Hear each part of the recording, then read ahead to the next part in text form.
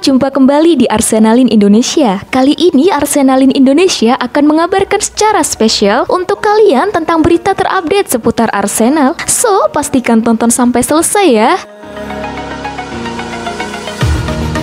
Kieran Tierney dan Thomas Partey cedera. Bagaimana Arsenal mengatasi usai dihancurkan Crystal Palace? Bila ini adalah awal dari sprint terakhir dalam perebutan posisi 4 besar, maka Arsenal baru saja tersandung. The Gunners menelan kekalahan telak pada pekan ke-31 Liga Premier Inggris 2021-2022. Arsenal terancam kehilangan Kieran Tierney sampai akhir musim karena mengalami cedera lutut. Cedera tersebut didapatkannya saat membela Skotlandia pada jeda internasional. Nuno Tavares dipercaya menempati sisi kiri pertahanan yang ditinggalkan Tierney.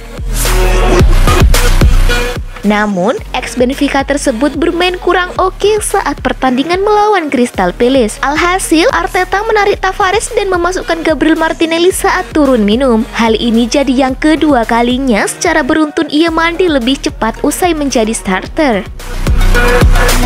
Kehilangan Tierney merupakan masalah besar buat pertahanan Arsenal. Ia merupakan bek andalan yang sepanjang musim ini sudah bermain sebanyak 22 pertandingan dan mampu mencetak 1 gol.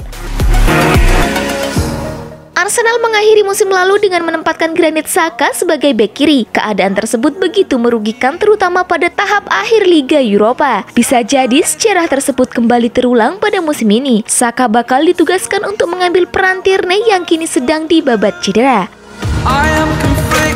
Permasalahan Arsenal tidak berhenti di situ. Thomas Partey juga mengalami cedera paha di pertengahan babak kedua saat menghadapi Crystal Palace. Partey memberikan isyarat untuk diganti, akan tetapi permainan tetap berlanjut di mana Wilfried Zaha sedang membawa bola sebelum dijatuhkan Martin Odegaard dalam kotak terlarang.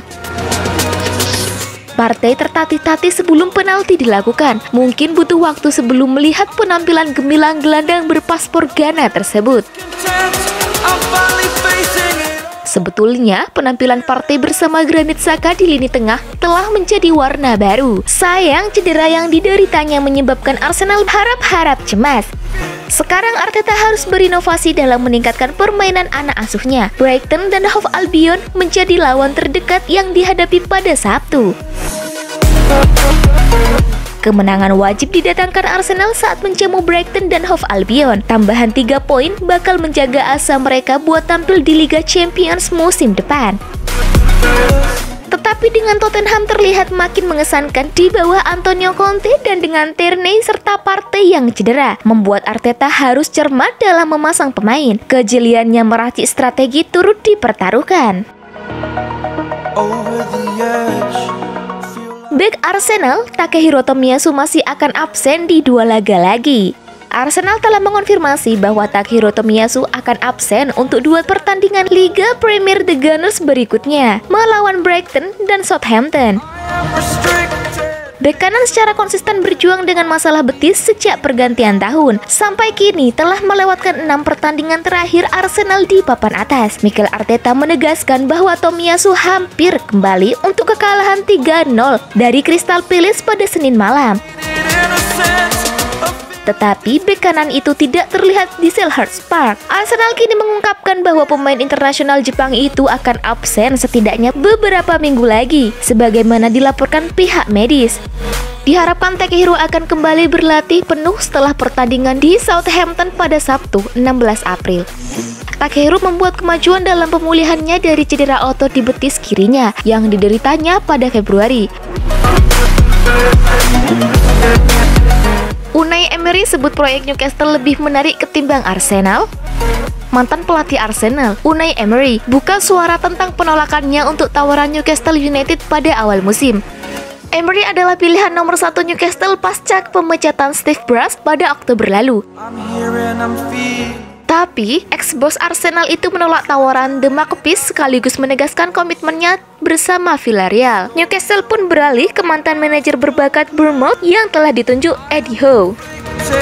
Proyek Newcastle adalah proyek yang menarik, sesuatu untuk langsung dibangun, berbeda dengan Arsenal, ucap Emery kepada The Athletic Selasa.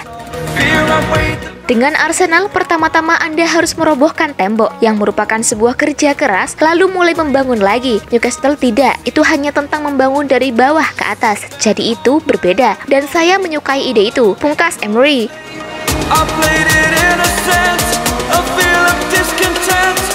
Real Sociedad bakal jual Alexander Isak, MU dan Arsenal siaga 1.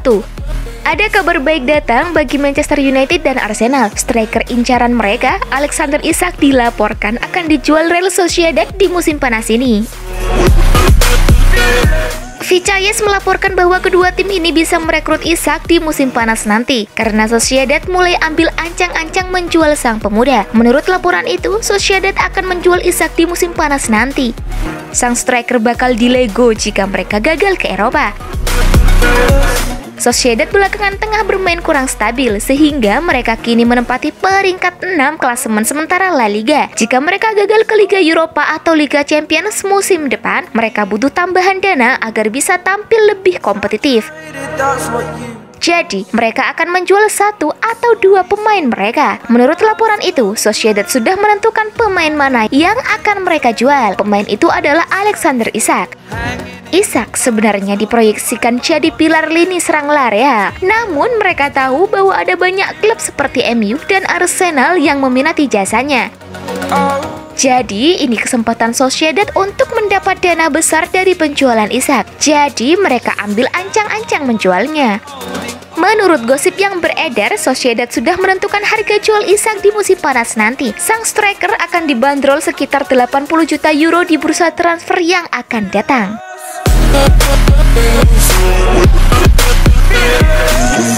Itulah tadi berita seputar Arsenal yang berhasil kami rangkum. Bagaimana pendapat kalian? Tulis di kolom komentar ya. Stay safe and stay healthy the Gunners. Bye bye.